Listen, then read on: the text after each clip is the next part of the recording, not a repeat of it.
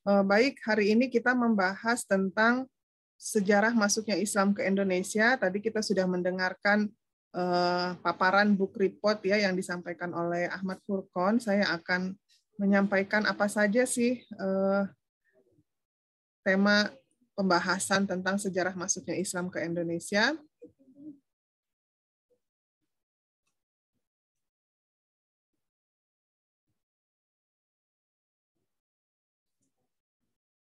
Nah, ini ilustrasinya ini ya. Jadi pada masa lampau itu banyak saudagar yang datang ke Indonesia dan ini disambut hangat dengan masyarakat Indonesia ya. Mereka ini akhirnya berdagang dan nanti saluran islamisasi di Indonesia itu diantaranya melalui jalur perdagangan, jalur pernikahan, jalur pendidikan, tasawuf, dan kesenian. Nah, bagaimana sih awal mula masuknya Islam ke Indonesia? Jadi Islam itu datang ke Indonesia. Saat itu masyarakat Indonesia ini penganut kepercayaan, ada yang animisme, ada dinamisme, kemudian ada sebagian yang mayoritas ya saat itu menganut agama Hindu dan sebagian menganut agama Buddha. Hal ini bisa ditunjukkan dari ada beberapa kerajaan-kerajaan Hindu dan kerajaan Buddha yang cukup eksis di Indonesia ya, misalnya ada kerajaan Majapahit, ada kerajaan Sriwijaya, dan lain sebagainya. Nah, kemudian saat itu terutama agama Hindu ya, karena Hindu itu dianut oleh sebagian besar masyarakat Indonesia sebelum datangnya Islam. Nah, ini mereka di dalam ajaran agama Hindu itu kan menganut sistem kasta ya, jadi setiap warga itu ada kastanya tersendiri, ada kasta Sudra, Kesatria, Brahmana, Waisa, dan ini ada jenjangnya masing-masing. Jadi yang paling rendah misalnya Sudra ya, jadi kalau dia dari golongan bawah itu dia tidak punya akses terhadap kesejahteraan yang sama, terhadap pokoknya dalam segala hal mereka terdiskriminasi gitu.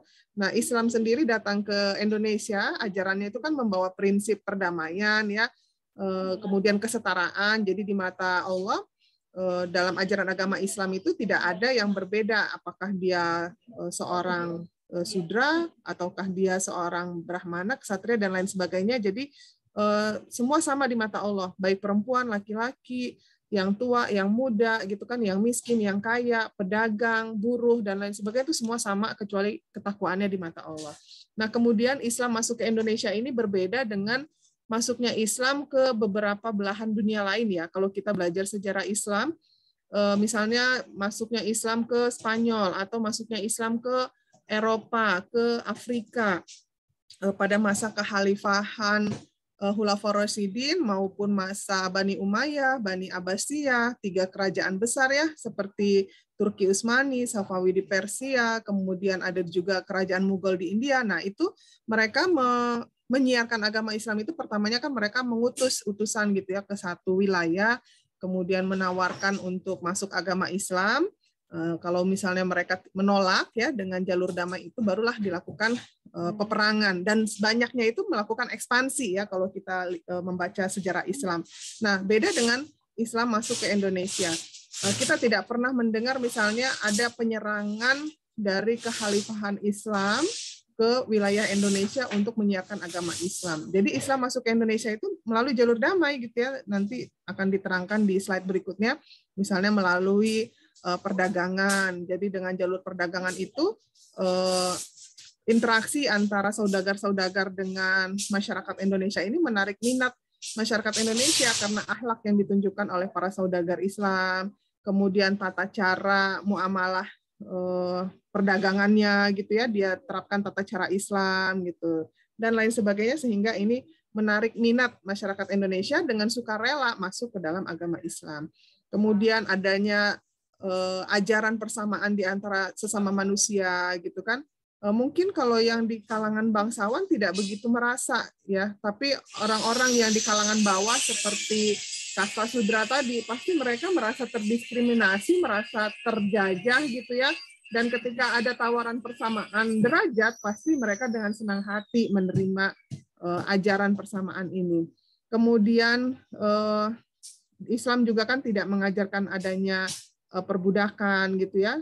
Sementara pada masa itu betul-betul kalau kasta yang sudra itu ya diperlakukan seperti budak gitu. Nah, inilah bagaimana Islam itu bisa dengan mudah masuk ke Indonesia. Nah, tadi juga kawan kita sudah memaparkan beberapa teori tentang masuknya Islamisasi di Indonesia. Nah, semua teori ini memang benar gitu ya. Jadi karena mereka dirujuk oleh adanya bukti-bukti sejarah. Jadi tidak hanya kola wakila, tapi ada bukti sejarahnya. Jadi nggak apa-apa karena memang Islam itu kan bentuknya kepulauan ya. Banyak pulau-pulau di Indonesia, jadi ada yang masuk lewat Sumatera, ada yang langsung lewat Jawa, ada yang ke Sulawesi, ya nggak apa-apa gitu. Jadi teori-teori ini benar gitu ya, sesuai dengan bukti sejarahnya. Nah, misalnya teori Mekah yang mengatakan bahwa Islam itu masuk ke Indonesia sekitar abad ke-7. Nah, ini karena menurut teori ini, proses masuknya Islam ke Indonesia ini berasal langsung dari Mekah atau dari orang-orang Arab ya, sekitar abad pertama Hijriah atau sekitar abad ke-7 Masehi. Tokohnya adalah Haji Abdul Karim Amrullah atau Hamka. Ini seorang ulama dan sastrawan ya. Ini senada dengan yang diungkapkan oleh Jones yang mengatakan bahwa para musafir atau pengembara Arab ini sudah melakukan Islamisasi awal di Indonesia. Nah, teori Mekah ini ada datanya, misalnya ada beberapa catatan Cina yang menyebutkan bahwa banyak duta Muslim yang mengunjungi Jabat ya namanya, sama Sribuja. Sribuja ini adalah kerajaan Sriwijaya. Jadi dulu itu kan kerajaan Sriwijaya itu sangat eksis ya, pusatnya mungkin sekitar di Sumatera Selatan gitu. Itu kerajaan Sriwijaya masa lampau. Nah kemudian kalau dilihat kerajaan Samudra Pasai yang ada di Aceh, Aceh ini kan menganut mazhab Syafi'i ya. Nah, sementara penganut mazhab Syafi'i terbesar saat itu ada di Mesir ya dan di Mekah gitu. Jadi kesamaan inilah yang membuat kesimpulan bahwa teori Mekah ini masuk ke Indonesia abad ke-7. Kemudian gelar. Nah, gelar yang disandang oleh Sultan Samudra Pasai ini namanya Al-Malik. Suara saya masih bisa terdengar dengan jelas ya? Background saya banyak suara. Masih, Bu. Ya. Masih, Bu. Ya, nggak apa-apa. Yang penting suara saya masih terdengar walaupun background-nya rame. Nah, jadi gelar ini, gelar Samudra Pasai ya, sultan-sultannya atau rajanya. Jadi bedanya antara kerajaan Islam dengan kerajaan Hindu-Buddha. Di Indonesia kan dulu eksis ya kerajaan Hindu-Buddha ini. Nah, itu pemimpinnya dikatakan raja, disebut raja. Tetapi kalau kerajaan Islam itu biasanya disebut Kesultanan Islam. Nah, pemimpinnya itu disebut sultan gitu ya. Nah, inilah jadi kalau Sultan Samudra Pasai itu gelarnya adalah Al-Malik. Nah, gelar Al-Malik ini biasanya dipakai di Mesir gitu. Jadi raja-raja di Mesir itu dipanggil Al-Malik.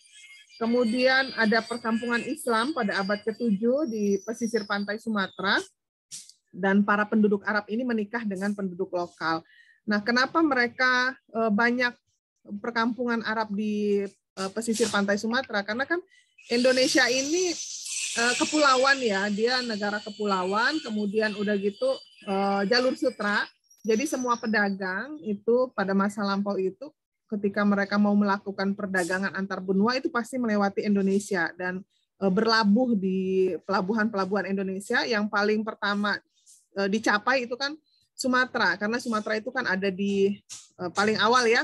Kalau kita lihat di peta itu kan dia di ujung gitu, sehingga sering disebut bahwa Aceh itu adalah Serambi Mekah gitu, karena disitulah tempat awal orang-orang Arab berkunjung ke Indonesia gitu, dan dia lebih dekat gitu ya kalau ke Mekah. Nah kemudian di ujung Sumatera itu muncul misalnya kerajaan, tadi ada kerajaan Samudra Pasai, ada Perlak gitu ya. Nah ketika awalnya para saudagar itu masuk ke Indonesia, mereka kan berdagang. Dan ketika mereka berlabuh, itu biasanya tidak dalam waktu sebentar, bisa berbulan-bulan, mungkin kalau dia betah berbilangan tahun ya, apalagi sampai menikah ya dengan penduduk Arab. Nah, mereka biasanya mendirikan satu pemukiman tersendiri, dan pemukiman itu ada di pinggir pantai gitu ya, karena mendekati pelabuhan lah gitu. Nah, jadi mereka berinteraksi dengan warga lokal, dan sebagian ada yang menikah dengan penduduk lokal. Kemudian teori berikutnya, nah, ini teori Gujarat. Jadi teori Gujarat ini masuk mengatakan bahwa Indonesia itu Islamnya itu berasal dari Gujarat ya. Gujarat itu ada di India bagian barat. Nah, ini masuk ke Indonesia sekitar abad ke-7 Hijriah atau kalau di Masehi itu abad ke-13 ya. Nah, ini karena Gujarat ini kan berdekatan dengan Laut Arab ya. Ini menurutnya kenapa dikatakan dari Gujarat? Karena mereka menemukan ada batu nisan Sultan Malik As-Saleh, ini wafat tahun 17 Zulhijjah 831 Hijriah di Samudra Pasai. Nah, jadi dari nisan ini terlihat bahwa antara nisan di Samudra Pasai Aceh ini sama dengan makam Maulana Malik Ibrahim di Gresik, yang nisannya juga sama gitu ya dengan nisan yang ada di Gujarat pada umumnya.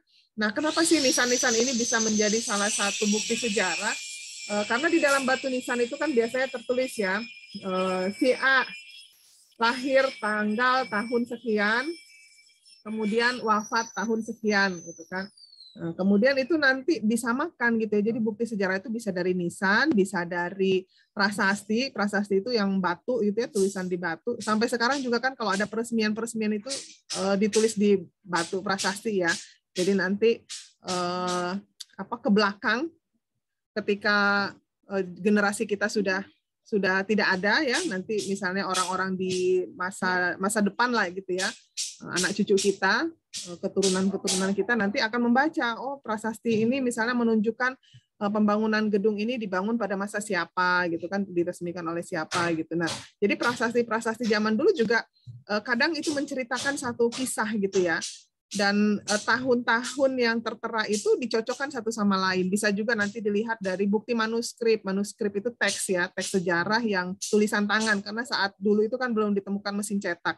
Jadi tulisan-tulisan tangan itu bisa tertulis di apakah di lembar batu atau di lempengan tulang ya, lempengan batu, lempengan tulang. Kemudian bisa juga misalnya di daun lontar atau di semacam bambu gitu ya, ditulis terus diikat bambunya itu digulung-gulung, macam-macam waktu itu bentuknya itu. Nah, itu nanti disamakan antara tahun yang tertulis di teks dengan teks manuskrip yang tertulis di prasasti dengan di batu nisan gitu, itu disamakan. Terus bisa juga misalnya bukti sejarah itu dari relief-relief gitu ya, menceritakan satu kisah. Nah, kalau kalian pernah ke candi-candi, Candi Borobudur atau candi apa gitu kan biasanya ada reliefnya itu ya. Nah, kalau kalian perhatikan reliefnya itu yang lukisan timbul di dinding candinya itu menceritakan satu kisah gitu. Nah, itulah yang diterjemahkan oleh para sejarawan gitu. Nah, teori ini kembali kepada teori Gujarat, ini didukung oleh Snokhorganya Bernard. Nah, ini menurut teori ini ada kenyataan bahwa agama Islam itu disebarkan melalui jalur dagang antara Indonesia ke Gujarat, lalu ke Timur Tengah dan hingga ke Eropa. Kemudian ini tadi ditemukan batu nisan Sultan Samudra Pasai, namanya Malik As-Saleh. Ini corak khasnya ini Gujarat banget gitu ya. Jadi batu nisannya itu dibawa dari Gujarat sehingga sama gitu. Lalu ada teori Persia. Teori Persia ini mengatakan bahwa Islam datang ke Indonesia ini berasal dari daerah Persia. Persia itu Iran ya, kalau sekarang namanya Iran. Nah, pencetus teori Persia ini namanya Husein Jayadiningrat, seorang sejarawan asal Banten. Menurutnya ada kesamaan budaya dan tradisi yang berkembang antara masyarakat Persia dengan Indonesia ya. Misalnya tradisi merayakan 10 Muharram atau Asyura sebagai hari suci kaum Syiah, karena kita tahu bahwa di Iran atau Persia zaman dulu itu mereka adalah penganut Syiah gitu. Nah, bukti yang mendukung teori Persia ini adalah kesamaan ajaran antara Syekh Siti Jenar dengan ajaran Sufi Iran Al-Hajjaj. Lalu ditemukan makam Maulana Malik Ibrahim tahun 1419 di Gresik. Lalu ada penggunaan istilah bahasa Persia dalam mengeja huruf Arab untuk menandai harakat ya. Kemudian teori lain menyebutkan ada teori Cina. Nah, teori Cina ini mengatakan proses kedatangan Islam ke Indonesia, terutama di Pulau Jawa ya. Jadi di Pulau Jawa ini berasal dari perantau Cina. Kita tahu orang Cina ini ada di mana-mana ya. Tidak hanya di semua pelosok Indonesia, di semua provinsi Indonesia, tapi bahkan kalau kita mendengar penjelasan Prof. Dede ini kan ada di semua dunia. Jadi orang Cina ini berekspansi ke seluruh dunia. Kalau kita menyimak penjelasan Prof. Dede tempo hari kan, kalau mau cari makanan, misalnya kalian lagi di luar negeri, mau cari makanan Asia, ya ke market ini aja, Chinatown gitu. Insya Allah ada di situ makanan-makanan Asia gitu. Nah, ternyata orang-orang Cina ini juga membawa Islam ke Indonesia gitu ya.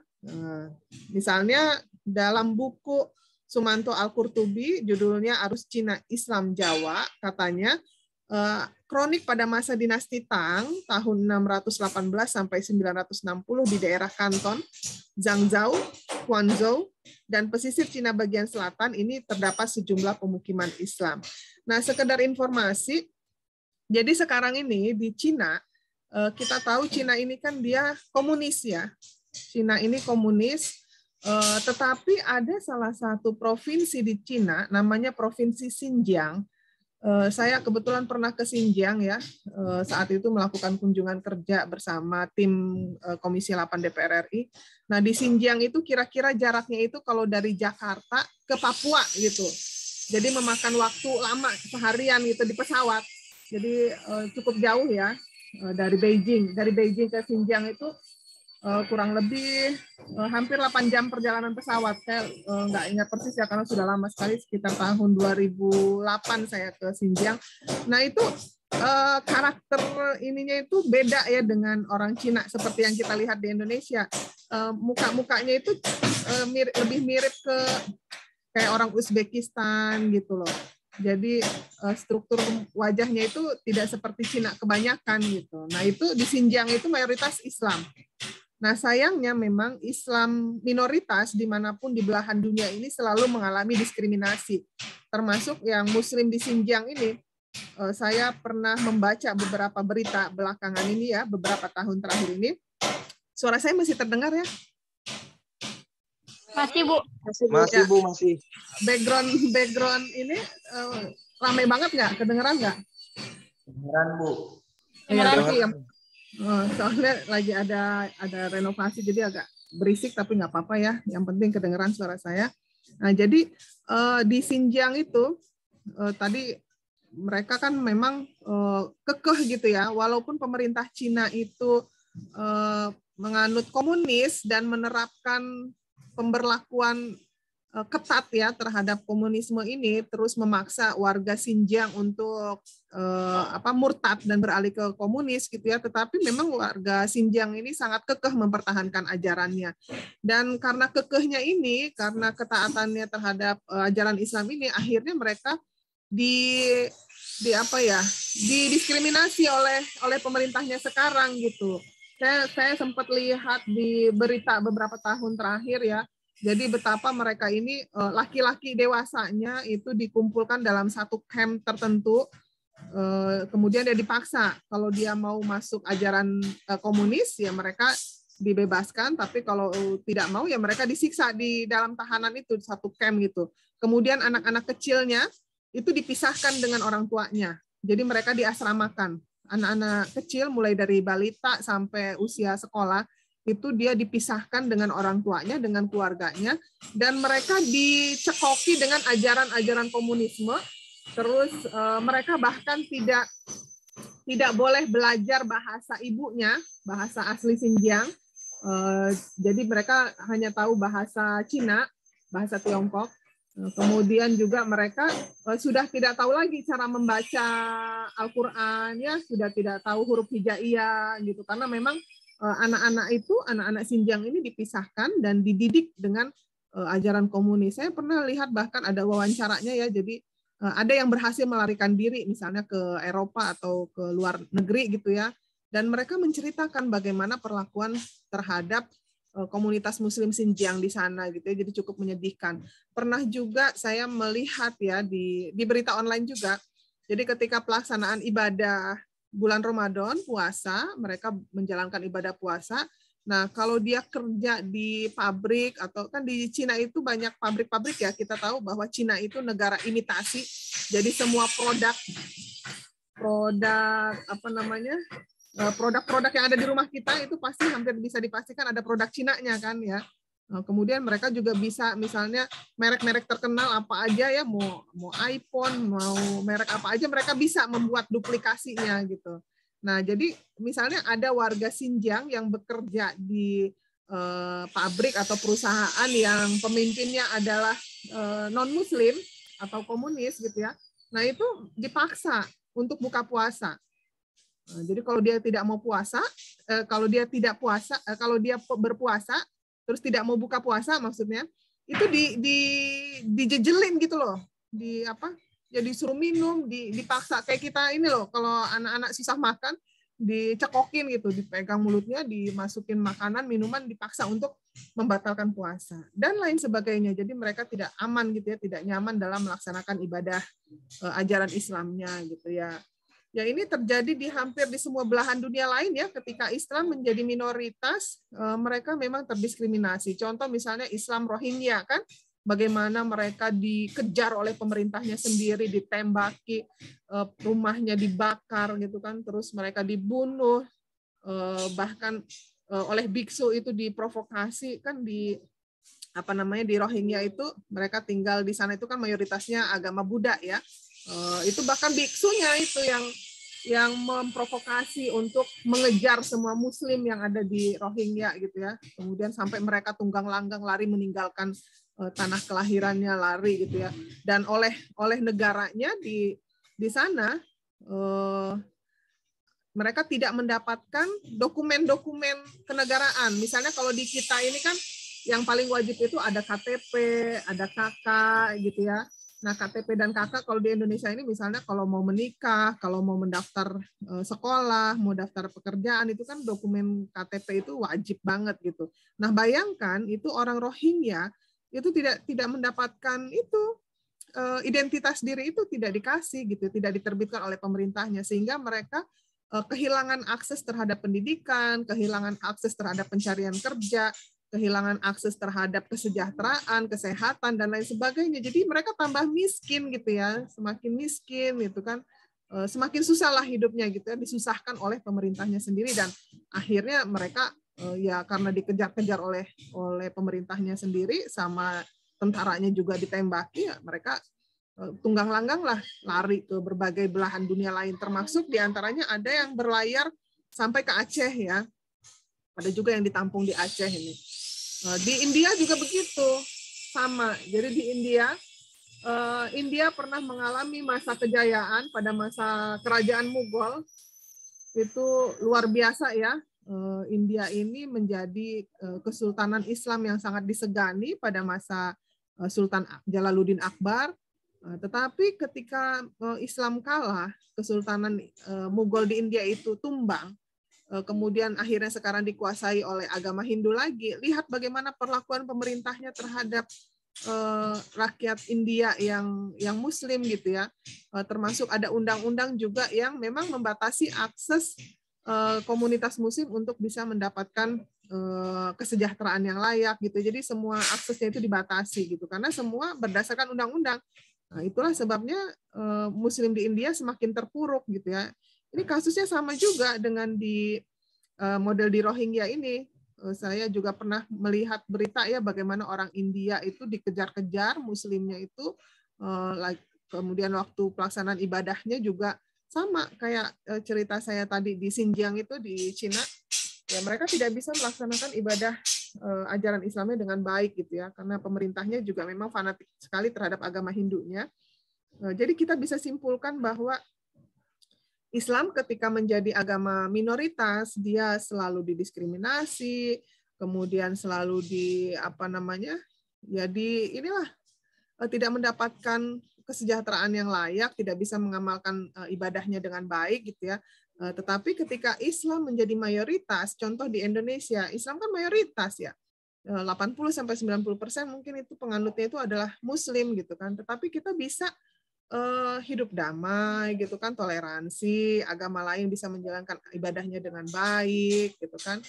Tetapi sayangnya belakangan ini kan Islam di Indonesia walaupun mayoritas seperti buih di lautan, kita dicap sebagai teroris, kita melaksanakan ibadah dibatasi juga ya. Ya itulah. Jadi kita perlu waspada gitu. Nah, kembali kepada ini bagaimana masuknya Islam ke Indonesia.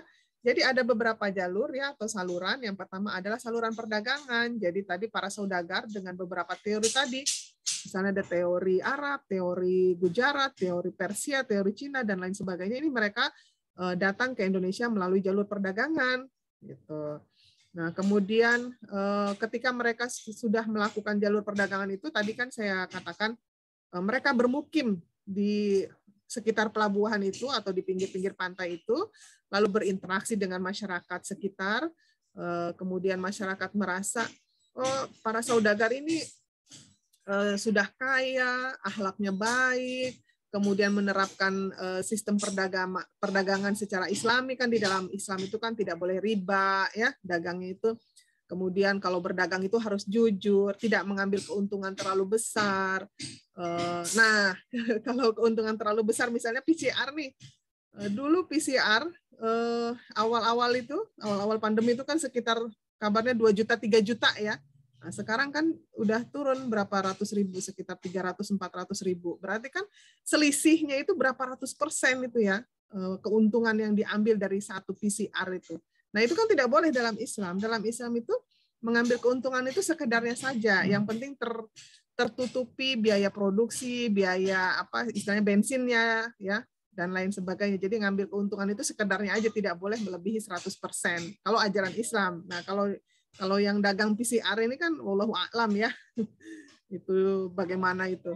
Nah, jadi selanjutnya dalam interaksi keseharian itu para saudagar ini juga selain dia berhasil mengambil hati para rakyat jelata ya dengan sikapnya, dengan akhlaknya, dengan penerapan hubungan muamalah manasnya, mereka juga berinteraksi dengan para pemukanya, para pembesarnya, para bangsawan, para rajanya gitu kan.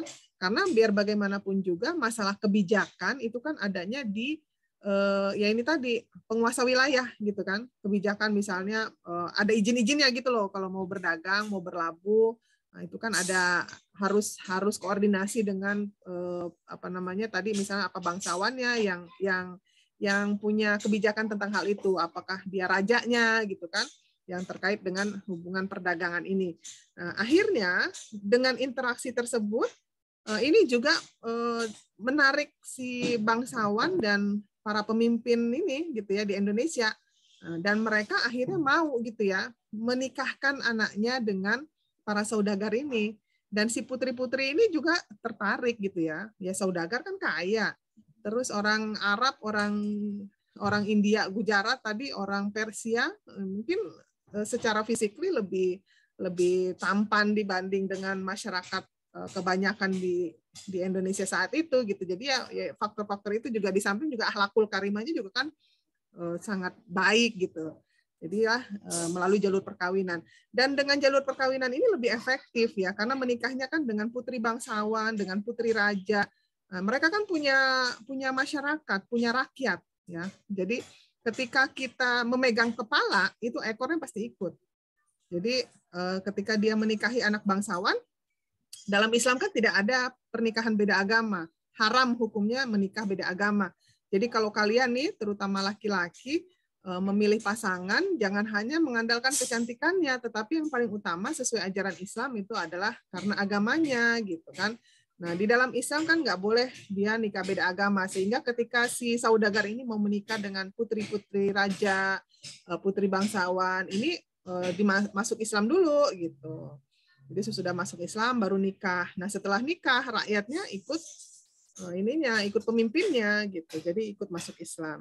Lalu setelah masuk Islam, yang selanjutnya adalah melalui jalur pendidikan. Nah dalam jalur pendidikan ini kan dalam ajaran Islam ini kan diajarkan tata cara ibadah. Nah belajar fikih misalnya. Kemudian kalau mau belajar Al-Quran, mendalami Al-Quran, hadis, itu harus memahami bahasa Arab. Nah, untuk memahami bahasa Arab gitu ya inilah tadi diajarkan, lalu jalur pendidikan gitu kan. Kemudian di Al-Quran itu banyak ilmu turunannya. Misalnya harus belajar nahwu, belajar sorof, belajar tajwid gitu. Dan lain sebagainya. Jadi belajar pendidikan agama Islam. Nah, awalnya ini hanya ada di pesisir pantai tadi gitu ya. karena santrinya atau siswanya kan masih terbatas di masyarakat sekitar. Kemudian karena sudah ada beberapa yang masuk Islam, didirikanlah masjid, ya, masjid kecil dulu. Yang penting ada tempat untuk melaksanakan ibadah. Semakin banyak umat, semakin banyak masjid yang dibangun. Terus siswanya juga semakin bertambah banyak, tidak hanya yang berasal dari sekitar pesisir pantai, tapi juga ada yang dari luar provinsi, apakah dari Jawa, apakah dari Sumatera, dari Sulawesi, dari Kalimantan, semua berkumpul. Dan mereka kan tidak mungkin pulang pergi, ya. Jadi harus didirikan pondok-pondok atau asrama. Itulah yang menjadi cikal bakal pondok pesantren di Indonesia. Jadi pondok pesantren di Indonesia ini sudah eksis sejak awal masuknya Islam ke Nusantara, terutama pada masa penyiaran Islam yang dilakukan oleh Wali Songo. Nanti akan kita jelaskan tentang Wali Songo. Masih menyimak? Masih, Bu. Ya, jangan ketiduran ya. Ya, Bu, duduk, Bu. Ya. Oke, selanjutnya adalah melalui akulturasi budaya gitu ya. Nah, saat itu di Indonesia, nah ini orang-orang menyukai banyak kesenian ya, di antaranya misalnya wayang, mereka suka tembang-tembang, kemudian ada gamelan ya. Terutama misalnya masyarakat Jawa, di Jawa itu kan wayang itu senang sekali ya. Bahkan sampai sekarang nih, kalau orang Jawa itu misalnya pementasan wayang semalam suntuk gitu. Jadi terus gamelan, tembang-tembang, pokoknya banyak kesenian di Indonesia ya. Nah, terutama pada masa Wali Songo ini patut kita contoh ya, ketika kita menyiarkan dakwah Islam, itu kita jangan langsung a priori atau jangan langsung menolak gitu ya. Memang sih kita menyampaikan dakwah ya, yang benar katakan benar, yang salah katakan salah. Tetapi ada strateginya. Ketika kita masuk ke lingkungan baru, ke lingkungan tertentu ya, budaya masyarakat, terus kita langsung mentidakkan. Ini tidak boleh, ini salah, ini haram. Kalau kamu tidak sesuai dengan ajaran ini, kamu kafir.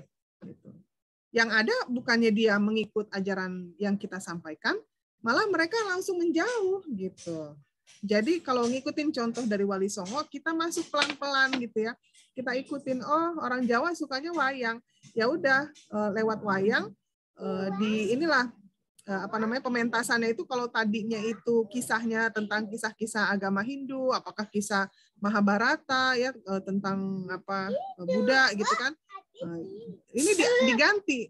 Jadi tema ceritanya itu diganti misalnya tentang teladan para sahabat gitu kan, kisah dakwah Nabi Muhammad, atau misalnya tentang di dalam Al-Qur'an sendiri kan banyak kisah-kisah umat terdahulu ya yang menjadi contoh kalau umat itu tidak mengikuti ajarannya dia mendapatkan azab dan lain sebagainya, itu disampaikan melalui kisah-kisah perwayangan. Nah, kemudian yang menarik saat itu Wali Songo itu ketika melakukan pementasan, dia tidak menarik bayaran.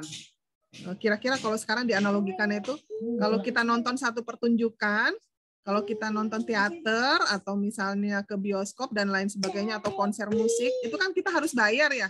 Untuk bisa menikmati pertunjukan itu kita harus bayar. Nah, tetapi si Wali Songo ini tidak menarik bayaran. Syaratnya hanya mengucapkan 2 kalimat syahadat. Jadi kalau kamu mau masuk, mau lihat pertunjukan wayang, kamu baca 2 kalimat syahadat. Jadi boleh nonton gratis. Nah, di mana-mana yang namanya gratis, orang pasti seneng kan? Gitu, gratis gitu loh. Jadi masuk. Nah, mereka akhirnya banyak yang masuk Islam kan? Semakin banyak pertunjukan, semakin banyak orang yang mengucapkan 2 kalimat syahadat gitu. Jadi ini akulturasi budayanya ini dari sini. Lalu melalui dakwah ya, dakwah yang dilakukan oleh Wali Songo. Nah, kita menyimak bagaimana perkembangan Islam di Sumatera. Nah, di Sumatera ini terutama di bagian ujung ya, Aceh, Sumatera Barat, Sumatera Utara, dan seterusnya. Nah, ini terutama di bagian utara, ini adalah daerah pertama yang dimasuki Islam. Misalnya ada kerajaan Samudra Pasai, ada kerajaan Perlak, ya. Dan ini wilayahnya ini bahkan sampai ke Selat Malaka. Ya. Jadi ini daerah pertama dari Kepulauan Indonesia karena dia ada di ujung Sumatera, dan dia menjadi pelabuhan tempat transit kapal-kapal yang dari India, yang dari Arab, dan pedagang-pedagang yang melewati Indonesia, karena Indonesia tadi adalah jalur sutra. Nah, kemudian kerajaan Pasai ini ada di abad ke-13 sampai abad ke-15 Masehi. Nah, untuk kerajaan-kerajaan Islam di Indonesia nanti kita akan bahas pertemuan hari Jumat. Insya Allah nanti saya yang akan menyampaikan. Nah, jadi ini hanya sepintas saja bagaimana perkembangan Islam di seluruh kepulauan Indonesia. Lalu di Pulau Jawa. Nah, di Pulau Jawa, Islam itu dibawa oleh pedagang Muslim pada masa Sultan Mansur Shah. Ini setelah berdirinya Kerajaan Malaka. Ini bahkan masyarakat Jawa ini mengenal Islam karena hubungan perdagangannya ini sangat luas ya. Sampai ke Demak, ke Jepara, ke Tuban, dan ke Giri. Terus di Jawa ini yang paling terkenal adalah Wali Songo ya, yang menyiarkan agama Islam sehingga Islam itu berkembang dengan pusat di sepanjang Pulau Jawa. Nah, ada Maulana Malik Ibrahim, Raden Ampel, Sunan Giri, Sunan Bonang, Sunan Derajat, Sunan Kudus, Sunan Kalijaga, Sunan Muria, dan Sunan Gunung Jati. Nah, bahkan ini kalau kalian lihat ini Masjid Agung Demak, ini peninggalan kerajaan Islam atau Kesultanan Islam di Demak ya. Jadi bentuk aslinya masih seperti ini, hanya saja beberapa bagian ini sudah mengalami renovasi, tetapi tidak merubah bentuknya gitu ya. Ini untuk menunjukkan bahwa ya zaman dulu ini masjid ini megah sekali gitu kan. Jadi sampai sekarang juga masih terlihat kokoh ya, luas, besar gitu ya. Nah, inilah salah satu bukti penyebaran agama Islam di Pulau Jawa. Nah, ini Wali Songo. Yang pertama kita mengenal Sunan Maulana Malik Ibrahim. Beliau ini asalnya dari Samarkand, Asia Tengah. Tahun 1392 Maulana Malik Ibrahim ini hijrah ke Pulau Jawa, kemudian mendirikan pondok pesantren di Gresik, dan beliau ini wafat tahun 882 Hijriah atau 1419 Masehi. Kemudian yang kedua kita mengenal namanya Sunan Ampel. Nah, ini beliau datang ke Pulau Jawa tahun 1443. Kemudian sebelumnya beliau sempat juga di Palembang ya selama 3 tahun, lalu mendirikan pondok pesantren di Surabaya di Ampel Denta. Nah, ini adalah salah satu pusat penyebaran Islam yang tertua di Jawa. Kemudian beliau wafat tahun 1481 Masehi di Demak. Kemudian kita kenal Sunan Bonang, ini lahir tahun 1465 Masehi. Awalnya beliau di Kediri, setelah itu menetap di Lasem, Jawa Tengah. Kemudian ini beliau terkenal dengan tembang tamsilnya berjudul Tombo Ati. Mungkin kalian hafal ya lagu Tombo Ati. Nah, ini asalnya dari Sunan Bonang. Beliau wafat di Bawean. Ini masih di Jawa. Kemudian Sunan Derajat, ini lahir tahun 1470. Beliau mendapatkan tugas untuk berdakwah di pesisir Gresik.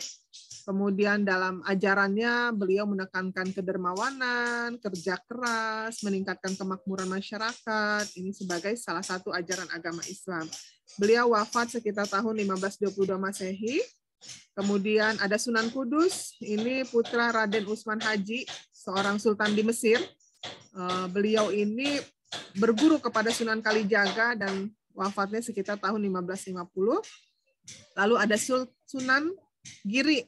Ini lahir di Banyuwangi tahun 1442, kemudian mendirikan pesantren di Desa Sidomukti, Gresik ya.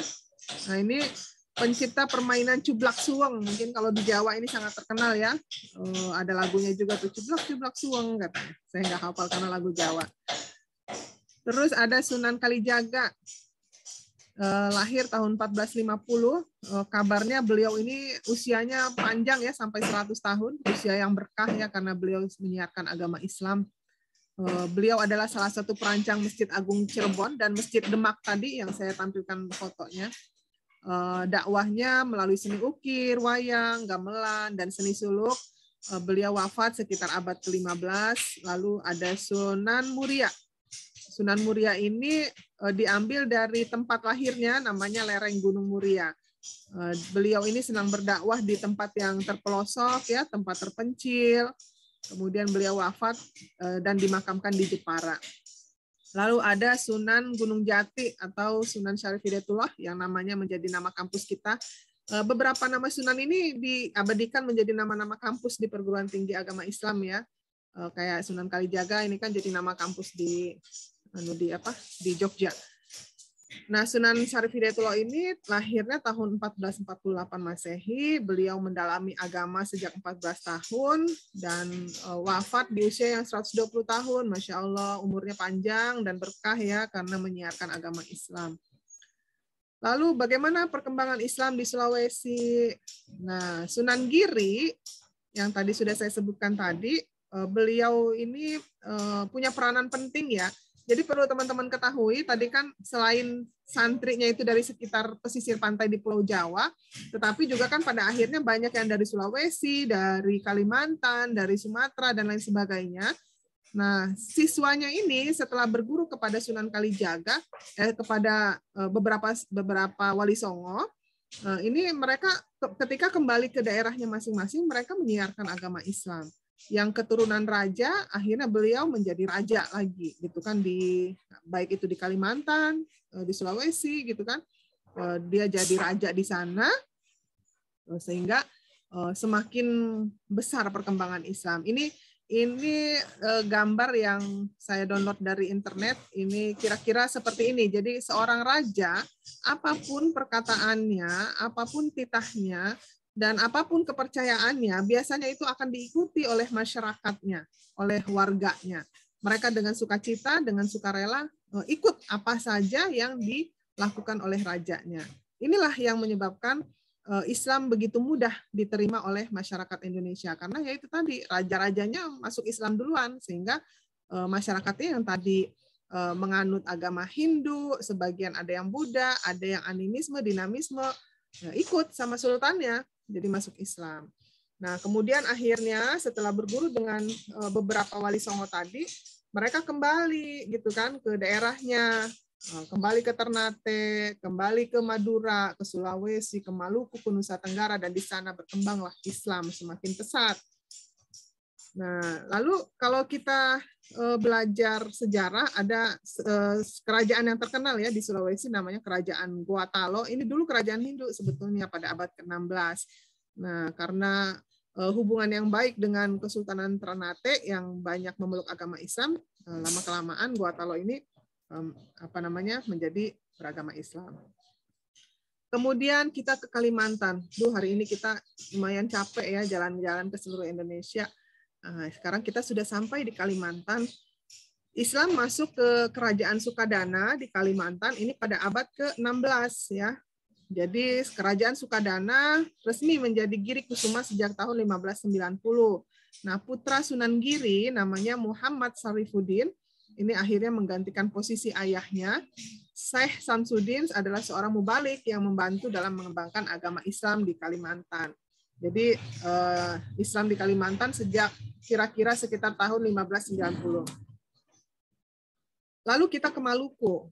Nah, tadi beberapa santri Sunan Derajat yang berasal dari Ternate dan Hitu, ini akhirnya mereka kembali ke daerahnya dan mengembangkan ajaran Islam di Maluku ya. Jadi sekitar abad ke-15 Islam ini sudah berkembang di Ternate. Nah, raja-raja Islam Maluku, para pedagang, para mubalik ini juga ikut menyiarkan agama Islam ke Irian gitu, sehingga di Irian juga berkembang agama Islam. Ini slide terakhir. Jadi beberapa faktor yang menyebabkan agama Islam cepat meluas ke Indonesia, kalau kalian tadi menyimak penjelasan saya. Jadi syarat masuk agama Islam itu kan mudah ya. Jadi kita tidak perlu membayar nominal yang mahal. Mungkin di ajaran agama lain ada yang misalnya penebusan dosa harus bayar sekian gitu kan. Kalau di Islam itu tidak perlu. Jadi syarat masuk Islam cukup membaca 2 kalimat syahadat, mengakui bahwa tidak ada Tuhan selain Allah dan bahwa Nabi Muhammad itu adalah utusan Allah. Nah, itu langsung masuk Islam gitu kan.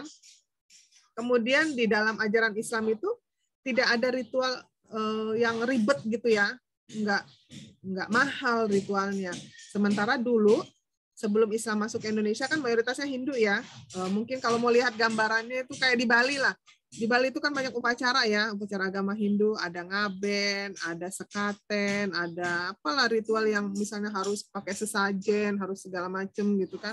Nah, itu kan kayak kalau ada yang wafat harus dilakukan upacara membakar mayat. Itu kan upacara adat itu membutuhkan waktu, tenaga, pikiran dan biaya yang tidak sedikit gitu. Sementara kalau di Islam misalnya kita hari besar keagamaan aja, hari raya Idul Fitri cuma sholat aja kan, nggak maksudnya harus heboh-heboh bagaimana gitu kan, nggak perlu ada upacara kayak mana gitu kan. Jadi ya itu, dengan ajaran yang sederhana dibandingkan dengan agama sebelumnya. Nah ini apalagi waktu itu kebanyakan masyarakat Indonesia itu tidak terlalu mampu gitu ya. Nah akhirnya Islam bisa diterima dengan baik. Kemudian ini tadi mengajarkan persamaan, kesetaraan, semua manusia derajatnya sama di mata Allah. Nah ini ada tawaran baru yang lebih menarik, ya orang pilih yang lebih baik gitu kan. Nah, kemudian agama Islam menyebar ke Indonesia dengan akulturasi budaya tadi seperti yang dicontohkan oleh Wali Songo. Mereka tidak terlalu merasa berubah gitu loh. Nggak terlalu ngerasa berbeda gitu karena perwayangan masih dibolehkan, kesenangan mereka masih tetap boleh gitu kan, hanya temanya saja yang berubah gitu, tetapi masih adat kebudayaannya itu masih boleh dilakukan. Kemudian faktor politik ya, ini ikut memperlancar penyebaran agama Islam di Indonesia, yaitu dulu kan yang eksis itu kerajaan-kerajaan besar Hindu ya, misalnya ada kerajaan Majapahit gitu kan, mungkin kalian pernah dengar kerajaan Singosari, kerajaan Sriwijaya dan lain-lain, itu mengalami fase keruntuhan ya. Nah, jadi ketika mereka sedang dalam fase keruntuhan, Islam masuk, diterima oleh semua golongan, baik itu golongan masyarakat bawah, bahkan hingga ke bangsawan dan raja-rajanya. Nah, akhirnya udah Islam berkembang dengan pesat sampai saat ini, dan sampai sekarang mayoritas penduduk agama Islam di Indonesia itu lebih dari 80% kurang lebih ya.